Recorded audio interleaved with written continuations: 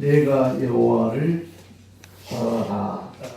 하나님 말씀으로 우리에게 은혜를 조금 말씀 선포해 주시겠습니다. 나오실 때 할렐루야로 하십시오. 할렐루야. 할렐루야.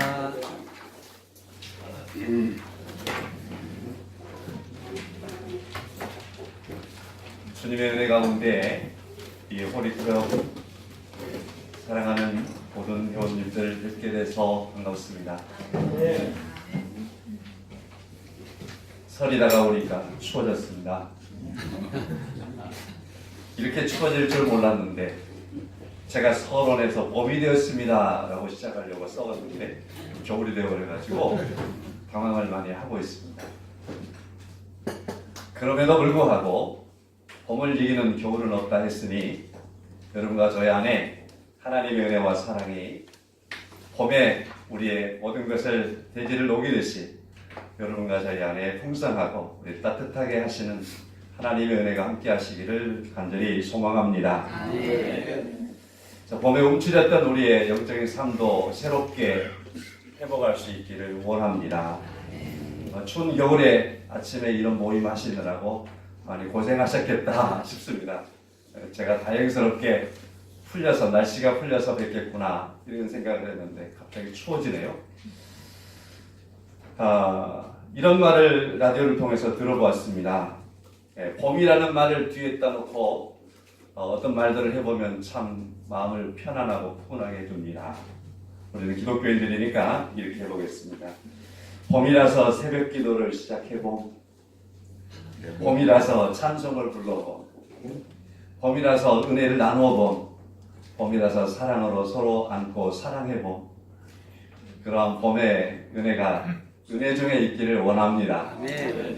오늘 아침에 뵙는 여러분과 저희 안에 요 하나님께서 함께 하시기를 원합니다. 봄은 에너지를 우리에게 듬뿍 더해주는 그런 절기라고 여겨집니다.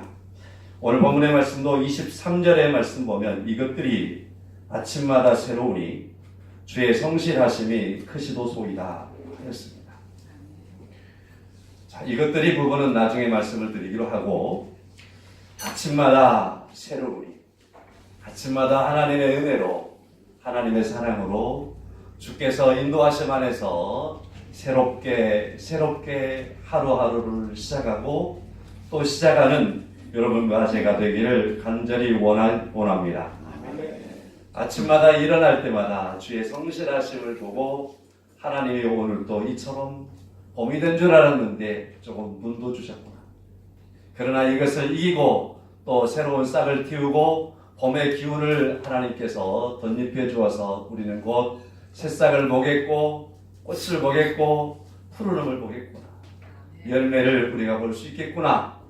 이런 하나님의 살아계심과 성실하심을 아침마다 묵상하시고 이 하나님을 찬양하며 요 하나님을 바라는 삶으로 건강하시기를 간절히 소망합니다. 한 20년 전에 20여 년 된 것 같습니다. 새벽 예배가 교회가 좀 멀어서 자동차를 타고 다닙니다. 라디오를 들고 다니면 새벽 예배를 방송을 통해서 또 듣기도 하고 기도하는 기도 소리를 들을 때가 있습니다. 늘 그 목사님이 나와서는 이렇게 기도를 하시더라고요. 기적과 같이 하루를 시작하게 하심을 감사합니다. 이 기도를 들을 때마다 문득 생각해 봤습니다. 당시에 제 나이가 이제 20대였으니까 젊은 내가 무엇이 또 오늘도 하루가 기적처럼 시작되고 있나 하는데 많이 궁금해졌습니다. 많은 질문을 해봤습니다. 무엇이 기적일까? 내가 느끼는 하루의 기적이 뭘까? 이러면서 새벽 예배를 갔다 오면서 운전을 하지요. 많은 생각들이 스쳐가더라고요. 젊은 사람이지만 오늘 하루를 보지 못하고 어제 간 사람도 있겠구나. 오늘 이 시간에 이 하루를 은혜롭게 시작하지 못하고 어떤 일은 또 불평과 불만과 또 많이 힘든 가운데에서 고민 속에 시작하는 사람도 있겠구나. 그러나 하루를 이처럼 하나님의 전을 향해서 나아가고 하나님께 예배를 드리고 그리고 요 하나님을 찬양하며 하루를 시작하는 이것이 내게 정말 큰 은혜이고 복이구나. 이런 생각을 했던 기억이 20여 년이 지났는데 아직도 새록새록합니다. 정말 오늘 본문의 23절의 말씀처럼 아침마다 새로운 은혜를 더하시는 하나님을 만나시고 주의 성실하심을 체험하고 그 하나님을 감사하고 그 하나님을 영화롭게 하는 삶이 우리 홀리클럽의 모든 회원들을 통해서 날마다 이루어져 가기를 원합니다. 하나님이 함께 하시고 은혜를 베푸시고 때로는 힘을 주시고 능력도 더하여 주실 줄로 믿습니다. 예레미야 애가는 애가라고 하는 말이 슬프다라는 말이죠. 1장 1절을 시작하는 말씀에서도 보면 슬프다라고 시작하고 있습니다. 4장 1절에서도 보니까 슬프다. 4장에서도 보니까 슬프다라고 말씀을 시작하는 것을 볼 수 있었습니다. 애가는 슬픔의 노래입니다. 이 아침에 제가 은혜롭게 시작하십시오. 하나님의 성실하심으로 시작하십시오라고 말씀을 드리고 있지만 그러나 또 애가라는 말은 그 반대적인 의미지 않습니까? 슬픔의 노래요. 애곡의 노래이지 않습니까? 더 심하게 가면 죽음의 노래이지 않습니까? 예레미야 애가는 이와 같이 기쁨보다는 슬픔을 노래하고 있는 그런 말씀이지만 그러나 말씀을 조금 더 들여다보면 이스라엘 백성들이 또 예레미야 선지자 자신이 큰 슬픔과 죽음의 노래를 부르는 것 같지만 그러나 그것으로 끝나지 아니하고 그 이면에 하나님께서 오늘 본문의 말씀에서도 보면 22절에 인자와 긍휼이 무궁하심으로 인자와 긍휼이 무궁하신 하나님께서 다가오셔서 그 슬픔을 거둬주실 것입니다. 이 슬픔의 노래가 기쁨의 노래로 변화시키고 그 노래의 역사를 이루실 것을 바라고 소망하고 있는 예레미야 선지자의 기도요, 울음소리요, 애가라고 말할 수 있습니다. 그것은 단순히 선지자 자신이 그냥 힘들어서, 그냥 어려워서, 곤란해서 부르는 동함이 아니고 우리가 잘 아는 것처럼 이 시대적인 상황은 이스라엘의 멸망, 유대의 멸망과 예루살렘 성전의 파괴와 그리고 더 나아가서 유대인들의 포로로 끌려간 상황 속에서 비참한 이스라엘을, 예루살렘을 바라보는 선지자의 슬픔이었습니다. 자, 이러한 배경 속에서 예레미야 선지자가 하나님의 인자하심을 보았습니다. 하나님의 긍휼하심을 보았습니다. 그러니 하나님의 위로가 있지 않겠습니까? 그래서 오늘 제목의 말씀처럼 그러므로 내가 그를 바라리라. 실망으로 끝나지 않고 낙심으로 끝나지 않고 그를 바라리라 하는 예레미야 선지자를 바라보면서 오늘 이 시대에 조금 전에 기도하시는 기도 속에서도 우리 시대에 많은 암울한 것들이 얼마나 많이 깔려 있습니까? 그러나 이것이 여러분과 저로 하여금 오히려 기도의 제목이 되게 하고 이런 상황들은 여러분과 저로 하여금 하나님을 더 부르고 하나님을 의지하게 하는 그러한 은혜로 우리를 이끌 줄로 믿습니다.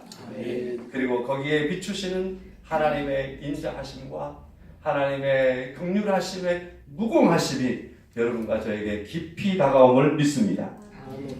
첫 번째 말씀을 드려보고자 하는 것은 그래서 여러분과 제가 예레미야 선지자의 마음을 가집시다. 예레미야 선지자의 마음을 가집시다. 예레미야 선지자는 이렇게 말하지요. 3장 1절의 말씀 보면 여호와의 분노의 매로 말미암아 고난당한 자는 나로다. 여기서 나로다라는 말씀. 내가 고난을 당하고 있습니다. 저 유대인들의 고난을 당하고 저 예루살렘을 고난을 당하고 저 사람들이 힘들어하는 게 아니라 저들이 힘들어하고 고난당하고 있는 것은 내가 당하는 것이다. 나로다. 라고 고백을 하고 있습니다. 그리고 2절의 말씀에 나를 이끌어 어둠 안에 하나님께서 이끌었다.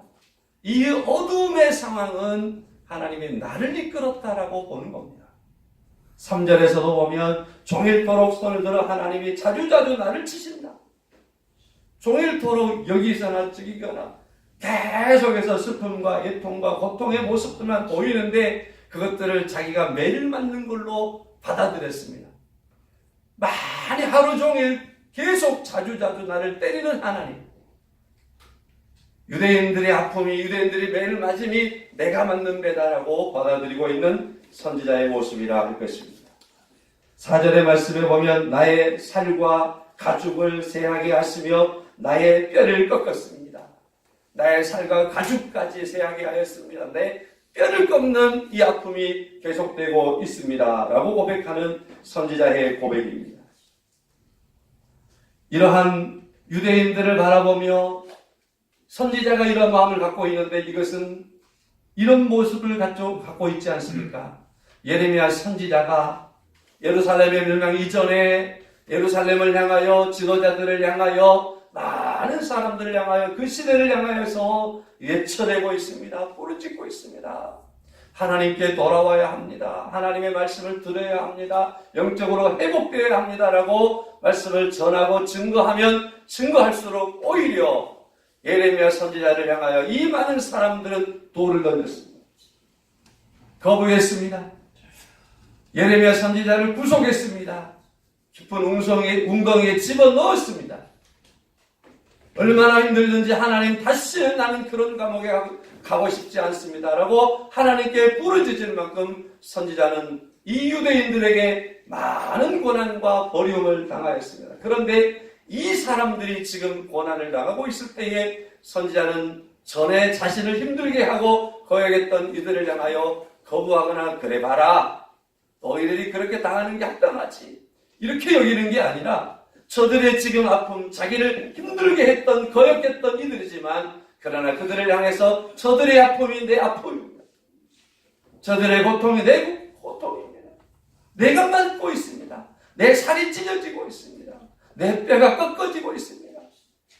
그렇게 깊은 아픔으로 예루살렘과 유대인들을 영적으로 감싸고 하나 되어 감싸고 있는 이 선지자의 마음이 오늘 여러분과 저의 마음이기를 원합니다. 우리가 감당하고 우리가 져야 할 것 아니겠습니까? 찬송가 620장에 보면 여기에 모인 우리 주의 은총 받은 자여라. 주께서 이 자리에 계심을 믿노라. 주께서 이 자리에 함께 계심을 믿노라. 라고 노래합니다. 여기에 있는 우리 모두 하나님의 은총을 받은 자들인 줄로 믿습니다. 이 자리에 하나님께서 함께 계시는 줄로 믿습니다. 또 더 나아가서 말씀을 준비하면서 이분들이 어떤 분들일까 제가 잘 몰랐어요. 어느 만큼은 조금 알았지만 잘 알았다라고 말할 수는 없습니다.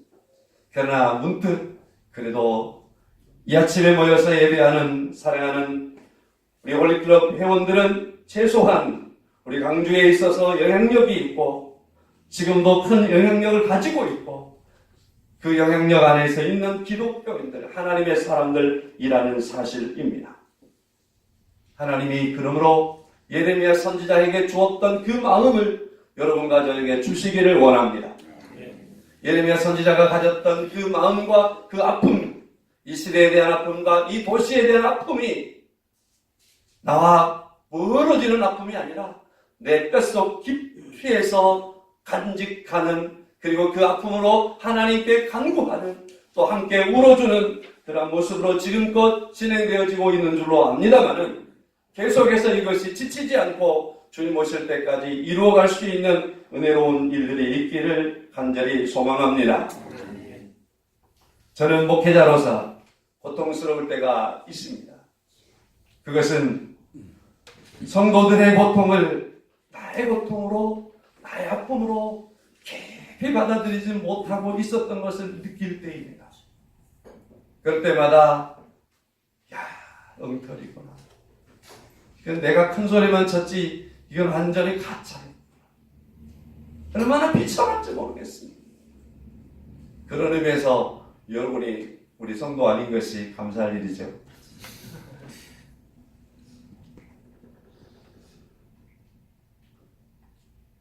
두 번째 말씀은요, 소망이신 여호와를 보아야 합니다 하는 말씀입니다.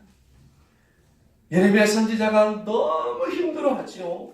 18절의 말씀, 그래서 그는 이 힘든 상황들을 이렇게 말하지요. 스스로 이르기를 나의 힘과 여호와께 대한 내 소망이 끊어졌습니다. 나의 모든 힘이 끊어져 버렸습니다. 나의 소망이 끝나버렸습니다. 하나님께 대한 소망까지 끝나버렸습니다라고 이 고통의 시간들을 보내고 있습니다. 자, 그러던 예레미야 선지자에게 하나님께서 그 안에 쑥 들어오셨습니다. 그래서 그는 말하기를 하나님은 나의 소망입니다. 21절 하반절에 이것이 오히려 나의 소망이 되었습니다. 고통이 깊고 컸는데 그 고통을 간직하고 살고 있는데 이것이 나에게 오히려 소망이 됐습니다 하고 말합니다. 무엇이 소망이었을까요? 22절에서 이렇게 말합니다. 여호와의 인자와 긍휼하심이 무궁하심으로 우리가 진멸되지 아니함입니다. 이것이 바로 예레미야 선지자에게 소망이 되는 말씀이었습니다. 고통이 끝이 없을 것 같습니다. 예루살렘의 성벽이 완전히 무너져 버렸습니다. 성전의 그 귀하고 존귀한 돌들은 저 적군들이 와서, 저 탐심 많은 자들이 와서 성전에 있는 기물만 가져간 게 아니라 성전의 벽들을 다 헐어 긁어버렸습니다. 그리고서 이제 이스라엘은 도저히 회복할 수 없을 것 같습니다. 절망 속에 절망을 더해주고는 상황 속에서 예레미야에게 하나님께서 다가오시는 것은 이겁니다. 고통은 인생뿐이야. 환난도 인생뿐이야. 예레미야 선지자에게 하나님께서 70년의 포로 생활, 바벨론 유수에 대한 말씀을 해주었으니까 예레미야는 그걸 합니다. 이 세월이, 이 고통이 아무리 길다 할지라도 하나님의 약속대로 그때는 끝나는 거예요.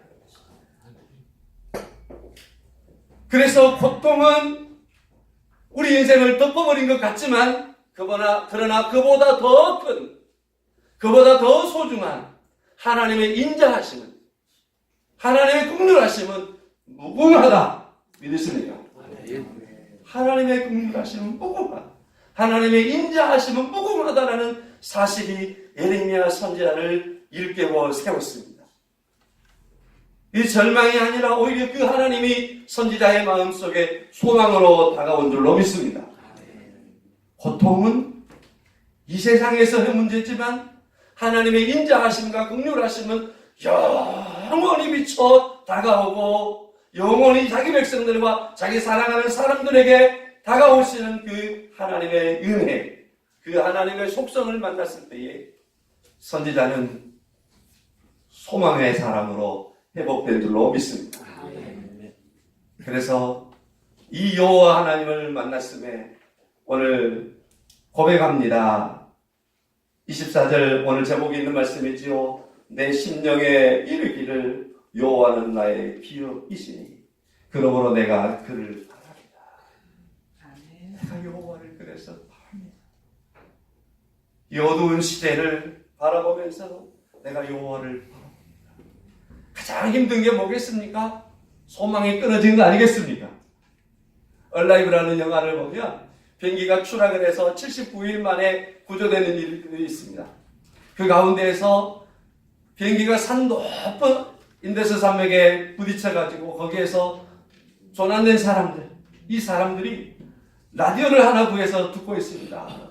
언제쯤 나를 구해줄까? 언제쯤 우리를 찾아줄까? 구조대가 언제 올까? 라디오를 통해서 계속 듣습니다. 뉴스가 계속 들려옵니다.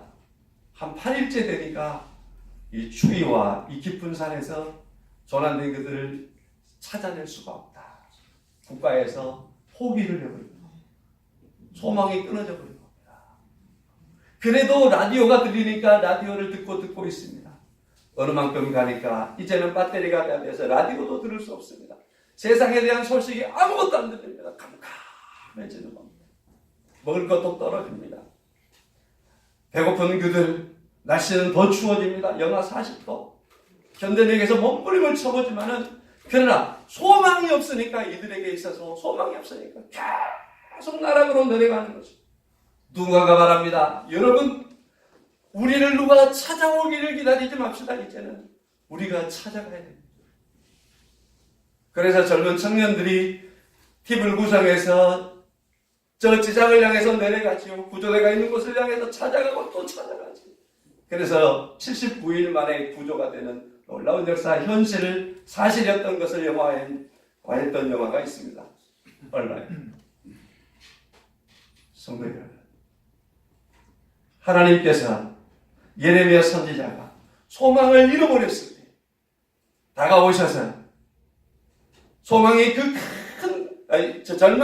그에게 그 절망보다도 더 크신 하나님께서 나는 인자와 긍휼하심이 무궁하다 라고 다가오셔서 오히려 선지자를 위로하고 선지자를 일으켜 세우신 하나님이 오늘도 이 아침에 여러분과 저에게 은혜로 다가오셔서 여러분과 저를 하나님이 일으켜 세우심으로 오늘 말씀에서와 같이요 하루를 시작하는 이 시작이 새롭고 또한 성실한 은혜로 하나님 함께 하시기를 소망합니다.